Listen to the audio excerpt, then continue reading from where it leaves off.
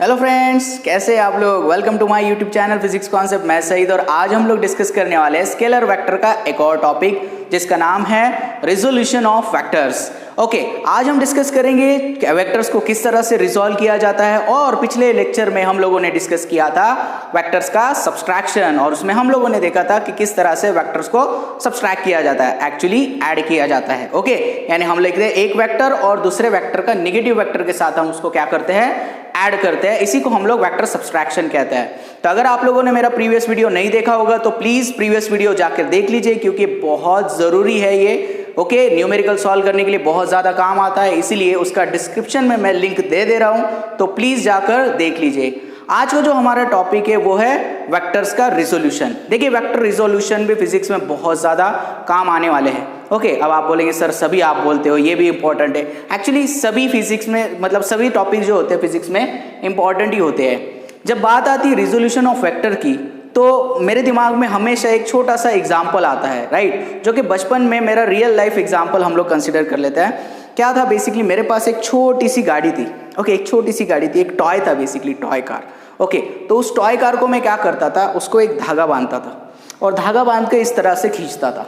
Okay, देखिए मैं बताता हूँ आपको। देखिए, मान लीजिए यहाँ पर मेरे पास इस तरह से एक गाड़ी थी। बेसिकली ये इस तरह से एक टेम्पो टाइप गाड़ी थी और मैं निकला था गड्डी लेके। ओके, और ये था मेरा फोर्स का डायरेक्शन। ओके, मैं इस डायरेक्शन में खींचता था। ऑब्वियसली आप लोगों ने भी कभी खेला होगा, पता नहीं खेला होगा कि नहीं, लेकिन जब आपने खेला होगा तो तब आपके दिमाग में ये सवाल नहीं आया होगा। लेकिन अब जब हम फिजिक्स पढ़ रहे होते हैं तब हमारे मन में ये सवाल ज़रूर आता है। देखिए, हम लगाते हैं फोर्स इस डायरेक्शन में, हम लगाते हैं फोर्स इस डायरेक्शन में, ये हमारा फोर्स का डायरेक्शन है। लेकिन ये गाड़ी किधर जाती है? इधर जाती है क्या? ऐसे जाती है? बिल्कुल नहीं जाती ऐसी। गाड़ी आगे की तरफ जाती है, गाड़ी आगे की तरफ जाती है, इस डायरेक्शन में जाती है। क्या इसका मतलब ये है कि इस डायरेक्शन में भी फोर्स लग रहा है? बिल्कुल, ऑब्वियसली बिना फोर्स के तो गाड़ी आगे नहीं जा सकती। पर हम तो फोर्स यहां लगा रहे हैं, तो फिर यहां क्या लग रहा है? तो यहां लग रहा है इस फोर्स का कंपोनेंट। इस फोर्स का कंपोनेंट यहां पर लग रहा है, मतलब इसका कुछ पार्ट यहां पर एक्ट हो रहा है। कुछ पार्ट यहां पर क्या हो रहा है? एक्ट हो रहा है। तो मान लीजिए यहां पर जो है, यहां पर अगर मैं इसे कहूं this will be nothing but the, इसे यानी ये जो फोर्स है ये हमारा ओरिजिनल फोर्स है और ये वाला जो है उसका कंपोनेंट है, इसका कंपोनेंट है। तो यहां पर मान लीजिए ये एंगल थीटा है, तो इसका एक कंपोनेंट थीटा इतने एंगल पे हॉरिजॉन्टल डायरेक्शन में, एक्स डायरेक्शन में है। ठीक है, तो यहां पर कितना फोर्स एक्ट हो रहा है? मान लो यहां पर मैं कहूंगा ये 20 न्यूटन का फोर्स है। कितना न्यूटन का फोर्स है? 20 न्यूटन का फोर्स है। यहां पर एंगल कितना है? तो यहां पर मान लो हम कंसीडर करेंगे, यहां पर एंगल है हमारा 60 डिग्री का। कितना एंगल है यहाँ पर? 60 डिग्री का एंगल है। ओके, 60 डिग्री बहुत ज्यादा बड़ा दिख रहा है, यहाँ पर 30 डिग्री ले लेते हैं। 30 डिग्री का एंगल है। कितना एंगल है? 30 डिग्री का एंगल है। तो यहां पर मान लीजिए, यहां पर अगर कोई मुझसे पूछेगा कि भाई इस डायरेक्शन में, यानी इस डायरेक्शन में, अलोंग एक्स डायरेक्शन में कितना फोर्स लग रहा है, यानी इस गाड़ी पे कितना फोर्स लग रहा है? बड़ा सिंपल है, देखिए। तो यहां पर अगर हम लोग ले ले तो this will be equals to F cos theta. F cos theta, आप इसको ऐसे भी कह सकते हैं, that will be equals to F X. F X is equal to F cos theta, यानी force along the x direction, that will be equals to, कैसे लिख सकते हैं हम लोग, that will be equals to f यानी 20। Okay, cos कितना है? cos कितना है? 60। सो fx कितना आ गया? fx आ गया आपका, this will B 20 into 1/2, that is nothing but 10 Newton. This will B along x direction, यानी अलोंग x डायरेक्शन में कितना लग रहा है? अलोंग x डायरेक्शन में आपको जो आंसर मिल रहा है वो कितना मिल रहा है? 10 मिल रहा है। ओके, तो क्या बात यहां पे खत्म हो गई? नहीं, बिल्कुल नहीं, यहां पे बात खत्म नहीं हुई है, राइट। इसका एक कंपोनेंट अलोंग एक्स डायरेक्शन में है, तो इसका एक और कंपोनेंट है जो अलोंग वाई डायरेक्शन में भी काम करता है, राइट। वो हो जाएगा एफ साइन थीटा। इसी को हम कहेंगे एफ वाई। क्या कहेंगे हम? F Y, the force acting along Y direction. तो एफ वाई कितना हो जाएगा? सो एफ वाई आ जाएगा आपका, एफ वाई आ जाएगा F sine 60, F sine 60, right, that is nothing but 20 into sine 60, sine 60 कितना होता है? √3/2, √3/2, so that will be equals to 10√3 newton, 10√3 newton, इतना जो है अलोंग वाई डायरेक्शन में काम कर रहा है। तो इस तरह से हम लोग क्या कंसिडर कर सकते हैं, क्या किसी भी वेक्टर को हम दो या दो से ज़्यादा करके दो कंपोनेंट में हम लोग क्या करते हैं, इसे रिजॉल्व करते हैं along X axis, along Y axis. Okay, जरूरी नहीं एक्स और वाई में ही होते हैं। ओके, और भी अलग जगह से कंपोनेंट को हम रिजॉल्व कर सकते हैं, वो हम बाद में देखेंगे। फिलहाल हम कॉन्सेंट्रेट करेंगे एक्स और वाई। ओके, तो यहां तक हम लोगों को ये क्लियर हो चुका है। ओके, कि किस तरह से वेक्टर को हम लोग परपेंडिकुलर वेक्टर्स को क्या करते हैं, रिजॉल्व करते हैं। अब यहाँ पर एक बात हमेशा याद रखना, देखिए अगर हम लोग x और y कंसीडर करते हैं, this is our x component, या फिर इसको x एक्सिस कहेंगे, ये हमारा y एक्सिस है। ओके, और ये हमारा एक रिजल्टेंट है, सपोज r वेक्टर। ओके, तो यहाँ पर अगर थीटा है तो थीटा के साइड वाली जो वैल्यू होती है वो होती है cos थीटा। क्या होती है? cos थीटा, cos थीटा, यानी यहां पर आ जाएगा r cos theta along x axis. Okay, along x axis. Now यहां पर अब जो cos थीटा को यानी r cos थीटा को जो परपेंडिकुलर साइड है, राइट, वो हो जाएगी r sin थीटा। अब आप बोलेंगे सर हमेशा ऐसा रहेगा क्या? देखिए जहां पर थीटा रहेगा उसकी एडजेसेंट साइड जो रहेगी वो r cos थीटा रहेगी, यानी cos थीटा वाली टर्म रहेगी। आप समझ रहे हैं मेरी बात? यानी अगर मान लीजिए हम लोग थीटा यहां पर लिख देते तो ये cos थीटा हो जाता और ये क्या हो जाता, यहां पर sin थीटा हो जाता। तो इसका मतलब ये है कि जब भी हम लोग परपेंडिकुलर वेक्टर्स को रिजॉल्व करेंगे तो थीटा के एडजेसेंट साइड वाली जो वैल्यू होंगी वो r cos थीटा होगी, और जो r cos थीटा को परपेंडिकुलर साइड होंगी उसको हम लोग कहेंगे r sin थीटा। ओके, तो क्लियर हो गया रिजोल्यूशन ऑफ वेक्टर्स। ये तो हो गए परपेंडिकुलर वेक्टर्स जो हम लोग क्या करते हैं, रिजॉल्व करते हैं। तो चलो कुछ न्यूमेरिकल्स ले लेते हैं हम लोग। ओके, तो न्यूमेरिकल्स क्या लेंगे, बहुत सिंपल से न्यूमेरिकल्स है।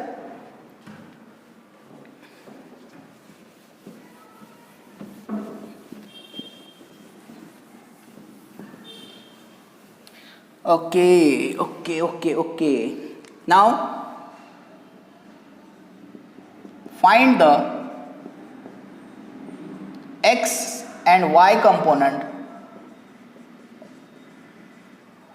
from the following figure. Okay. तो पहला क्वेश्चन हमारे पास है, मान लीजिए यहाँ पर आपको दिया है ये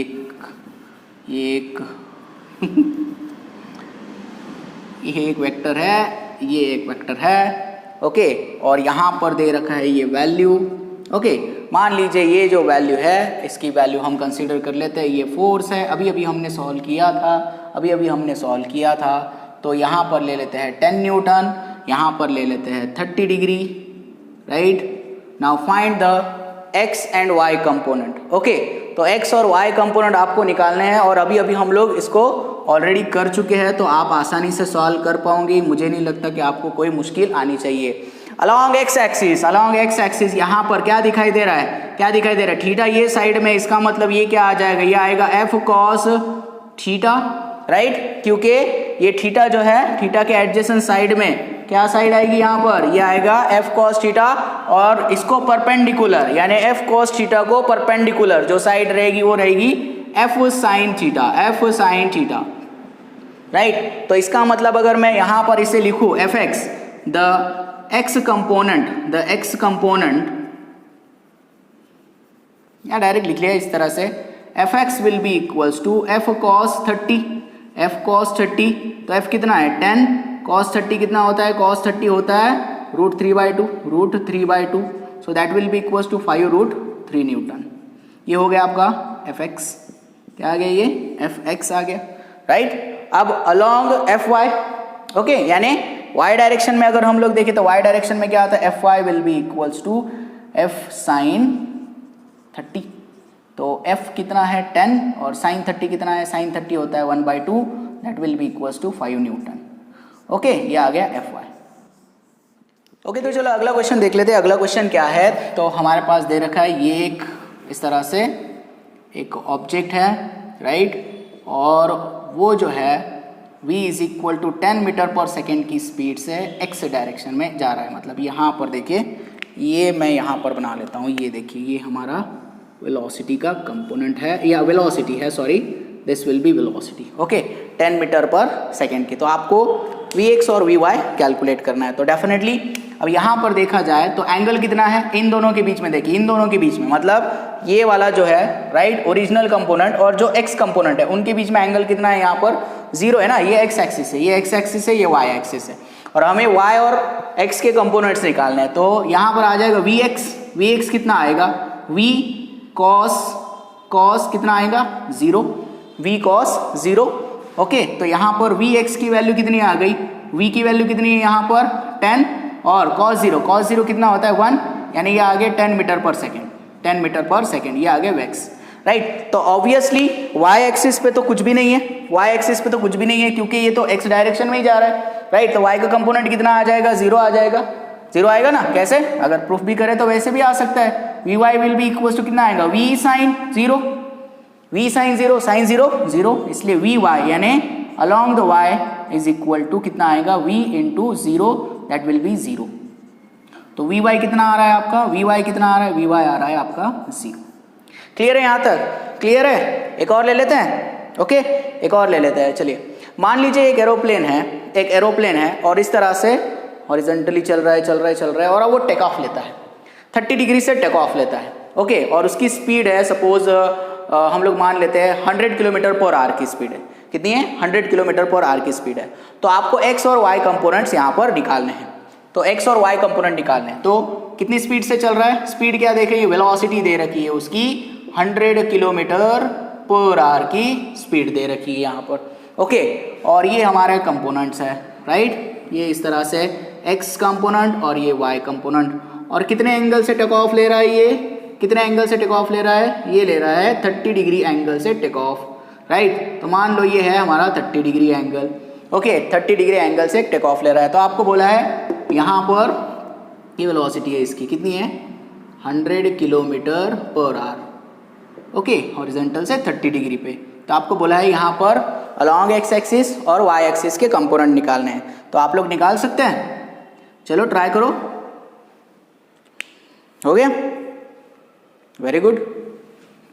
सो vx क्या आ जाएगा हमारा, vx अलॉन्ग x क्या होता है, vx that will B v cos theta, और vy क्या आता है यहाँ पर, सॉरी अलॉन्ग y क्या आएगा, vy will be equals to v sin theta. तो चलो vx कितना आ जाएगा हमारा, vx will be equals to v cos 30 degree, okay. So v कितना है 100, cos 30 कितना है √3/2, ओके। तो यहाँ पर आ गया ये 50√3, okay, that is kilometre per hour, right. So this will be vx। अब vy कितना आ जाएगा, vy will be equals to v sin 30 degree, that is 100 into 1/2, that will be equals to 50 kilometre per hour, okay. Clear है, यहाँ तक clear है। सो इस तरह से हम लोग क्या कर सकते हैं, वेक्टर को कंपोनेंट में रिजॉल्व कर सकते हैं। ये परपेंडिकुलर कंपोनेंट होते हैं, ओके, परपेंडिकुलर कंपोनेंट होते हैं। तो थीटा के एडजेसेंट साइड जो होती है वो cos थीटा की टर्म होती है, और जो cos थीटा की टर्म से परपेंडिकुलर होता है वो y कंपोनेंट होता है, right, that will be nothing but the sin theta होता है। क्लियर है यहाँ तक। अब जो है बेसिकली अभी तक हम लोगों ने सारे के सारे x और y साइड में, मतलब डायरेक्टली परपेंडिकुलर देखे, x डायरेक्शन और y डायरेक्शन, राइट। लेकिन अगर मान लो यहाँ पर इस तरह से x और y डायरेक्शन ना हो तो क्या होगा, okay, other than x and y direction. तो देखो इसे किस तरह से देखेंगे हम लोग, इसको रफ कर देते हैं। अब आप लोग कंपोनेंट रिजॉल्व करना सीख चुके होंगे, I hope so, right. So resolution of component other than x and y, okay, resolution of component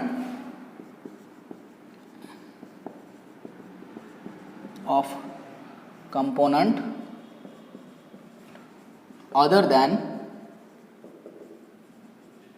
x and y। Okay, x and y। और resolution of component other than x और y लेना है। Other than क्या लेना है हमें? x और y। तो अदर देन x और y लेना है, इसका मतलब मान लीजिए यहाँ पर मैं एक इंक्लाइन सरफेस लेता हूँ, ये इंक्लाइन सरफेस लेता हूँ। Suppose we consider one of the incline surface. इस इंक्लाइन सरफेस पर एक ऑब्जेक्ट हम लोग लेते हैं, यानी एक बॉडी या ब्लॉक ले लेते हैं। सपोज इसका वेट mg है। ओके, तो वेट हमेशा वर्टिकली डाउनवर्ड डायरेक्शन में काम करेगा, so that weight is acting vertically downward direction mg। अब हमें क्या करना है? इसके परपेंडिकुलर कंपोनेंट को रिजॉल्व करना है। तो परपेंडिकुलर कंपोनेंट कैसे रिजॉल्व किए जाएंगे? देखो ये एंगल कितना है, ये एंगल सपोज मैंने मान लिया थीटा है, तो एक कंपोनेंट आएगा अलोंग द इंक्लाइन प्लेन, और एक कंपोनेंट जो आएगा बेसिकली ये यहाँ पर आ जाएगा, ये आ गया यहाँ पर। तो परपेंडिकुलर बनना चाहिए, ये बन रहा है perpendicular, this will B perpendicular. ध्यान दो यहाँ पे, दिस विल बी परपेंडिकुलर, हो रहा है यहाँ पर परपेंडिकुलर, ये देखिए हो गया परपेंडिकुलर, राइट। सो मान लेते हैं अगर यहाँ पर मैं मान लेता हूँ ये वाला एंगल थीटा है। कौन सा? ये वाला एंगल। सपोज ये वाला एंगल हम लोग मान लेते हैं थीटा है, this will B angle theta. तो ये एंगल कितना हो जाएगा? ये एंगल कितना हो जाएगा? ये हो जाएगा 90 माइनस थीटा। अब मिला के देखो, आंसर 90 आना चाहिए। अगर आंसर 90 आ रहा है तो ये एंगल बराबर हम लोगों ने थीटा लिया है। अगर ये थीटा है तो फिर ये भी थीटा रहेगा। चेक करके देख लेते हैं, चेक करके देख लेते हैं। यहाँ पर ये आ गया 90 minus theta plus theta, theta theta cancel, answer कितना आया? 90 डिग्री आया, यानी बिल्कुल सही है। इसका मतलब ये वाली साइड अगर हम लोग देखें तो ये थीटा के एडजेसेंट साइड क्या लेते हैं हम लोग? थीटा के एडजेसेंट साइड हम लोग लेते हैं कॉस थीटा का कंपोनेंट, यानी mg कॉस थीटा यहाँ पर आ जाएगा। और अगर इस डायरेक्शन में ले तो mg कॉस थीटा के परपेंडिकुलर कंपोनेंट कौन सा आएगा? mg साइन थीटा आ जाएगा, mg साइन थीटा आ जाएगा। ओके, समझ आ रहा है? ये समझ आ रहा है आप लोगों को? ओके, तो चलो हम लोग देखते हैं नेक्स्ट टाइप, यानी नेक्स्ट रिजोल्यूशन ऑफ कंपोनेंट किस तरह से किया जा सकता है। तो x और y में देख लिए, इंक्लाइन सरफेस में देख लिए, और भी दो तीन टाइप आते हैं बेसिकली, देख लेते हैं यहाँ पर। चले, सपोज एक पेंडुलम है, एक पेंडुलम है, राइट, इस तरह का एक पेंडुलम है, ये इसकी मीन पोजीशन है, और सपोज पेंडुलम यहाँ पर है, ठीक है, ये किसी एक जगह पर आ गया है। तो पेंडुलम के अंदर ये जो स्ट्रिंग होती है, तो स्ट्रिंग के भी हम कंपोनेंट रिजॉल्व कर सकते हैं, स्ट्रिंग के भी हम क्या कर सकते हैं? कंपोनेंट रिजॉल्व कर सकते हैं। तो ये जो है ओरिजिनल टेंशन है, ये क्या है? ओरिजिनल टेंशन है। ओके, तो यहाँ पर ये वाला एंगल कितना हो गया? सपोज ये थीटा इतने एंगल से है, तो ये और यहाँ पर भी एक एंगल आ जाएगा, that will be considered theta. क्या आ जाएगा? यहाँ पर भी एक एंगल थीटा। इस बॉब का वेट जो रहेगा ये डाउनवर्ड डायरेक्शन में काम करेगा। तो ये एक कंपोनेंट हो गया आपका। यहाँ पर अगर एंगल थीटा है, यहाँ पर अगर एंगल थीटा है, तो ये क्या हो गया आपका? T cos theta. क्या हो गया? ये टी कॉस थीटा। और एक कंपोनेंट आएगा परपेंडिकुलर, यानी इस कॉस थीटा से जो परपेंडिकुलर रहेगा, यानी ये वाला साइड इस डायरेक्शन में, ये क्या रहेगा? T sine theta. क्या रहेगा? ये T sine theta. Getting that? तो इस तरह से हम लोग क्या कर सकते हैं? अदर देन एक्स और वाई भी क्या कर सकते हैं? कंपोनेंट को रिजॉल्व कर सकते हैं। Are you getting that? Are you getting up to here? Okay, so अगर आप लोगों को यहाँ तक समझ में आ गया है तो अब हम लोग आगे चलते हैं और आगे डिस्कस कर लेते हैं यूनिट वेक्टर्स के बारे में कि यूनिट वेक्टर्स एग्जैक्टली क्या होते हैं। ओके, तो चलो स्टार्ट करते हैं। हमारा यूनिट वेक्टर क्या होता है? तो unit vector is nothing but the vector having a magnitude exactly 1 या फिर 1 unit. Okay, it is dimensionless quantity और इसे यूज किया जाता है डायरेक्शन के लिए। क्यों यूज किया जाता है? Use to show the direction of the physical quantity, या वेक्टर की डायरेक्शन बताने के लिए इसका यूज किया जाता है। देखिए कभी कभी क्या होता है, हम लोगों को वेक्टर्स में मैग्नीट्यूड की ज़्यादा ज़रूरत नहीं पड़ती, लेकिन डायरेक्शन की ज़रूरत होती है, और जिस समय हमें डायरेक्शन की ज़रूरत होती है उस समय हमें यूनिट वेक्टर्स की याद आती है। तो यूनिट वेक्टर्स एग्जैक्टली क्या होता है? तो यूनिट वेक्टर एक वेक्टर है, लेकिन उसकी वैल्यू 1 होती है और उसे सिर्फ और सिर्फ डायरेक्शन दिखाने के लिए यूज किया जाता है। ये इसका फिजिकल सिग्निफिकेंस है। ओके, तो जैसे फॉर एग्जांपल अगर हम लोग यूनिट वेक्टर की बात कर रहे हैं तो यूनिट वेक्टर को हम डिनोट कैसे करेंगे? So unit vector, if we can say that if p bar is the non zero vector, कोई एक नॉन जीरो वेक्टर है, non zero vector, then the unit vector, then the unit vector of p bar is denoted by p cap, okay, cap. तो p cap, a cap, b cap, जो cap, कुछ भी cap, okay. तो cap लगा देना है आप लोगों को, तो ये बन जाएंगे यूनिट वेक्टर्स। अब देखिए, अगर हम लोगों को कोई भी वेक्टर को जब डिफाइन करना होता है तो हमें दो चीज़ की तो ज़रूरत पड़ती है। जैसे कि फॉर एग्जांपल मैं कहूँगा यहाँ पर p वेक्टर है, सो p वेक्टर, तो p वेक्टर के लिए मुझे दो चीज़ चाहिए, एक मैग्नीट्यूड चाहिए, एक क्या चाहिए, मैग्नीट्यूड चाहिए, राइट। और क्या चाहिए मेरे पास, डायरेक्शन चाहिए। क्या चाहिए, डायरेक्शन चाहिए, ओके। तो p वेक्टर को मैं इस तरह से लिखूँ, इसका मैग्नीट्यूड क्या रहेगा, p रहेगा। इसका मैग्नीट्यूड, p वेक्टर का मैग्नीट्यूड क्या है, p रहेगा, राइट। तो क्या अभी ये वेक्टर कंप्लीट हो रहा है, कंप्लीट नहीं हो रहा है जब तक इसमें डायरेक्शन नहीं मिलाएंगे। मतलब यहाँ पर मान लेते हैं ये आ गया हमारा p कैप, ओके। तो ये हो गया हमारा पूरे तरह से कंप्लीट, राइट। इसका मतलब ये हो गया मैग्नीट्यूड, ये हो गया डायरेक्शन, राइट, और ये हो गया वेक्टर कंप्लीट। तो अगर मुझे कोई डायरेक्शन निकालनी या फिर यूनिट वेक्टर निकालना है तो यूनिट वेक्टर कैसे निकालेंगे, तो unit vector p cap is equal to p vector divided by the mod of p. So this is a vector, this is a vector, this is what, this is a magnitude of vector,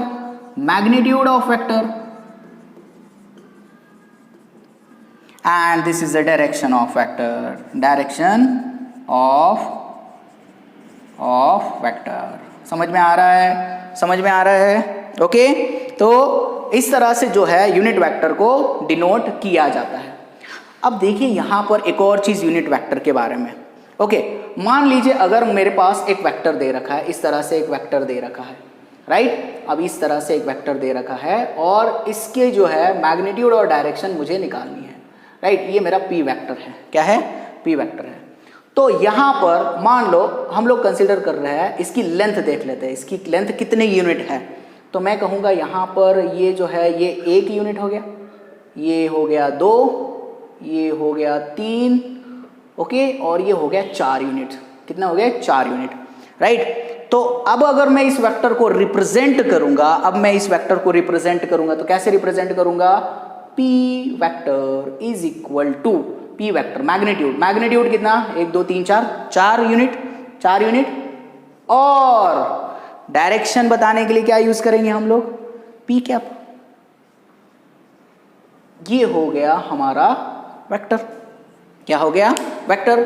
देखिए unit vector मतलब क्या, तो ये एक single unit vector है, this is called as a unit vector. ऐसे कितने unit vectors है, 4, राइट। तो 4 हम लोगों ने इसका मैग्नीट्यूड ले लिया, राइट, 1 2 3 4, ओके। और p कैप क्या है, इसकी डायरेक्शन। सो मैग्नीट्यूड और डायरेक्शन, इसका मतलब ये है कि किसी भी वेक्टर को रिप्रेजेंट करने के लिए हमें उसका मैग्नीट्यूड और उसकी डायरेक्शन की जरूरत होती है। क्लियर हो रहा है, ये बात क्लियर हो रहा है, ओके। तो इस तरह से हम लोग क्या करते हैं, यूनिट वेक्टर को डिफाइन करते हैं, राइट। ऑर्थोगोनल यूनिट वेक्टर्स लेंगे, ओके।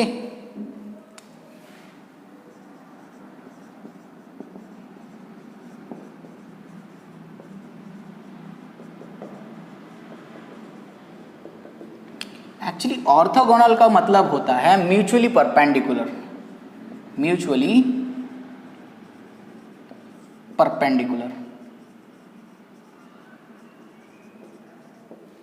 ओके। तो जैसे हमें पता है क्या, जो हमारे कोऑर्डिनेट एक्सिस होते हैं, ये एक कोऑर्डिनेट एक्सिस हो गया, ये एक हो गया और ये एक हो गया, ठीक है। तो मान लो ये है हमारा x, ये है हमारा y और ये है हमारा z। तो अलोंग x, राइट, एक हम लोग डायरेक्शन के लिए यूज करेंगे यूनिट वेक्टर, अलोंग y के लिए हम एक यूनिट वेक्टर यूज करेंगे और अलोंग z के लिए हम लोग यहाँ पर यूज करेंगे। जैसे कि फॉर एग्जांपल हम लोग यूज करेंगे let i cap, j cap and k cap be the unit vectors along x, y and z axis, along x, y and z axis.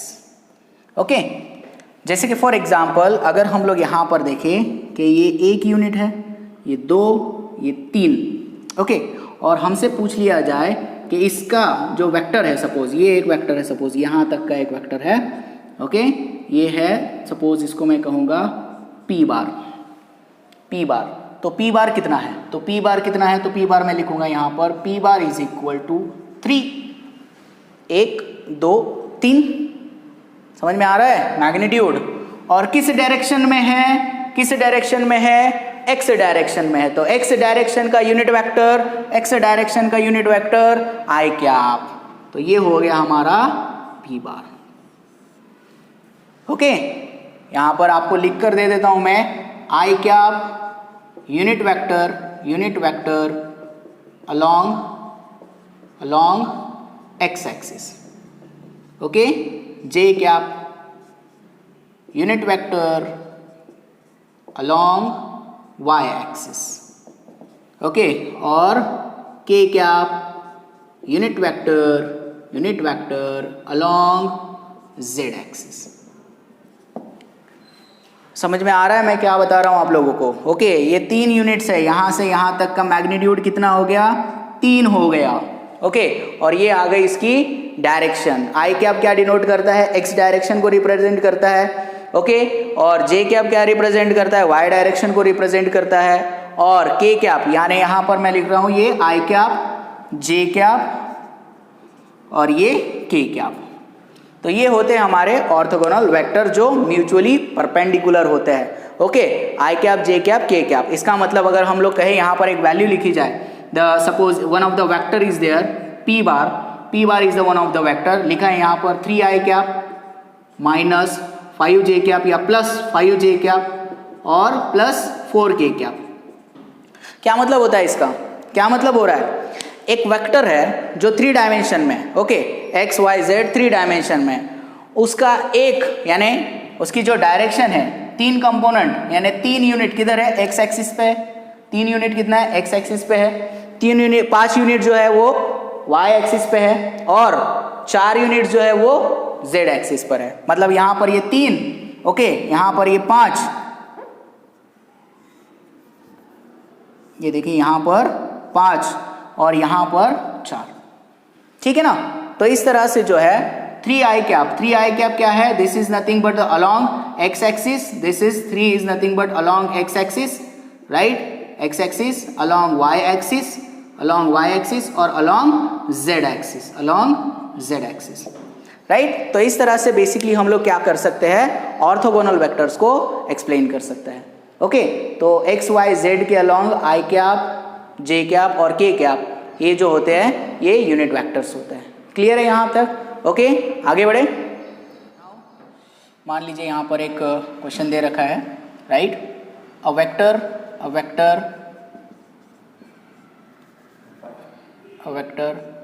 p bar has 4 unit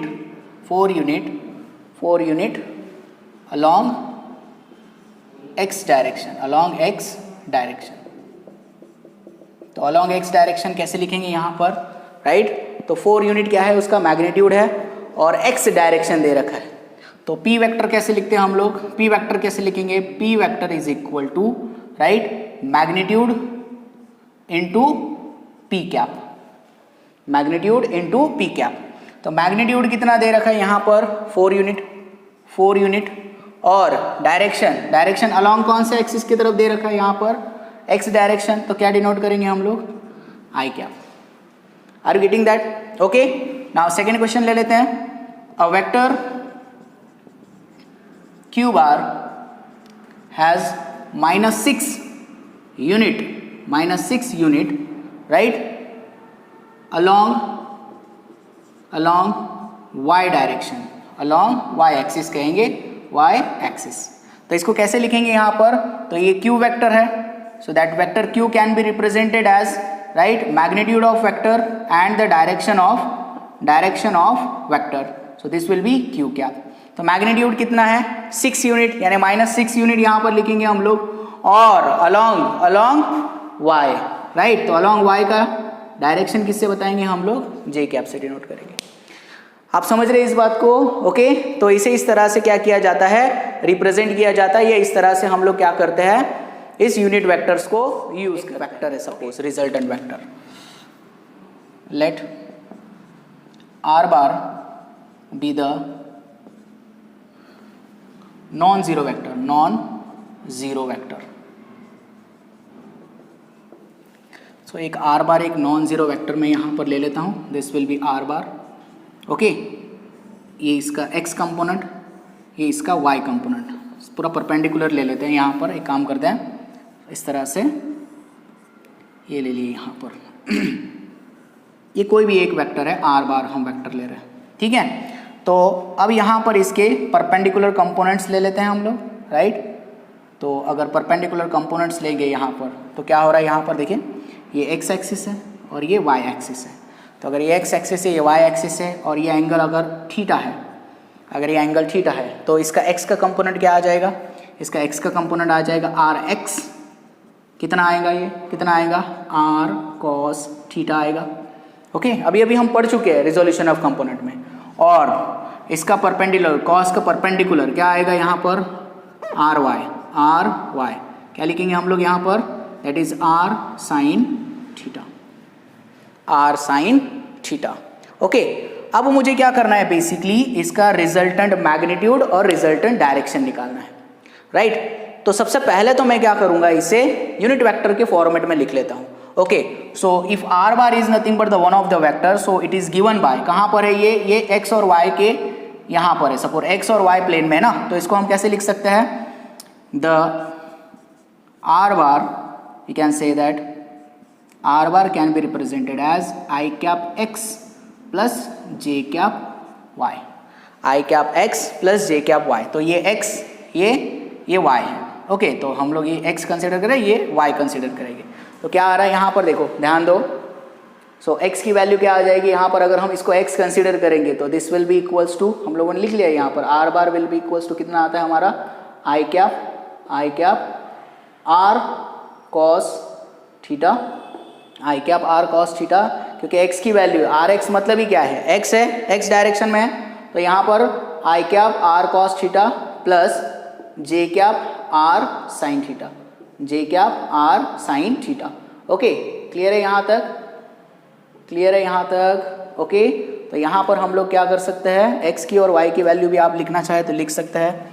तो यहाँ पर अगर मैं लिख दूँ तो this will be rx will be equals to कितना है, rx will be equals to r cos theta and ry is equal to कितना है, r sin थीटा, ओके। इसे इक्वेशन नंबर 1 ले लो, इसे इक्वेशन नंबर 2 ले लो, इसे इक्वेशन 1 और इक्वेशन 2 ले लेते हैं, ओके। इसको ऐसे रख देते हैं, ये हमारा वेक्टर बन गया, right, with a unit vector. Now अगर मुझे रिजल्टेंट मैग्नीट्यूड निकालना है, for resultant magnitude, for resultant magnitude, resultant magnitude, तो रिजल्टेंट मैग्नीट्यूड के लिए क्या करेंगे हम लोग, सिंपली पाइथागोरस थ्योरम भी यहाँ पर यूज कर सकते हैं, लेकिन इनको स्क्वायरिंग और एडिंग भी कर सकते हैं, आपको रिजल्टेंट मिल जाएगा। Adding and squaring, squaring and adding equation, squaring and adding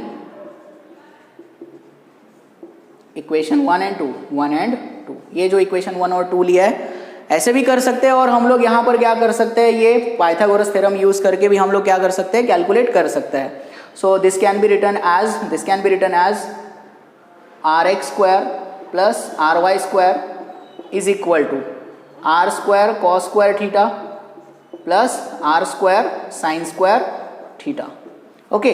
तो सॉल्व करेंगे इसको, तो यहाँ पर क्या आ जाएगा, ये rx square plus ry square is equal to, यहाँ पर देखो ये r square को अगर कॉमन निकाल लिया जाए तो क्या बनता है यहाँ पर, sine square theta plus cos square theta बनता है ना, sine square theta plus cos square theta, okay. तो sine square theta plus cos square theta 1 हो गया, so that will be equals to R X square plus R Y square is equal to R square, मतलब r is equal to क्या आ गया, under root of R X square plus R Y square. Clear है यहाँ तक, okay.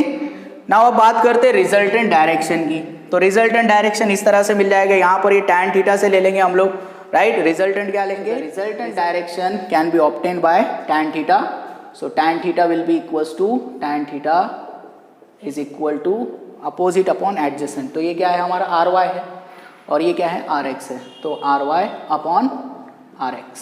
So theta will be equals to tan inverse of R Y upon R X. Okay, तो ये तो देखो हम लोगों ने 2 डायमेंशन में निकाले, यानी 2 एक्सिस के तौर पे निकाले, यानी 2 ही आई कैप और जे कैप को यूज़ किया। अगर हम लोग यहाँ पर एक और एक्सिस ऐड कर देते सपोज, ओके, तो ये आ जाता हमारा के कैप। क्या आ जाता है यहाँ पर के कैप। तो रिजल्टेंट क्या हो जाता है, रिजल्टेंट थोड़ा सा मॉडिफाइड हो जाता है for the 3 direction, for 3 direction. तो 3 डायरेक्शन के लिए जिसमें हमारा z कंपोनेंट भी ऐड हो जाएगा, तो रिजल्टेंट मैग्नीट्यूड क्या आएगा, रिजल्टेंट मैग्नीट्यूड आ जाएगा आपका r is equal to under root of R X square plus R Y square plus R Z square, है ना।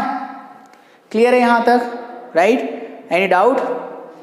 Okay, so I hope you understand that unit vectors, और उसी तरह से आप लोगों को समझ में आ गया होगा क्या होता है resolution of vectors. So if you understand please like my video, subscribe my channel and thank you for watching. ख्याल रखिए अपना।